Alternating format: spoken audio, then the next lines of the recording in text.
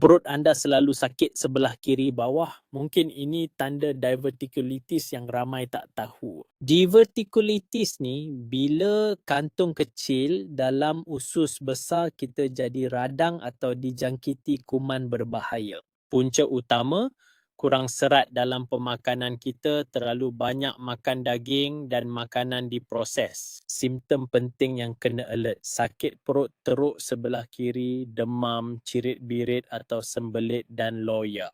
Kalau ada simptom ni jangan tunggu lama. Jumpa doktor cepat sebab lewat rawat boleh jadi komplikasi serius. Pencegahan terbaik, makan banyak serat setiap hari, minimum 25 gram untuk wanita dan 30 untuk lelaki. Tambah dengan senaman biasa, minum air yang cukup dan kurangkan merokok untuk usus yang sihat. Jaga kesihatan usus dari sekarang supaya kita boleh nikmati hidup sihat bersama orang tersayang.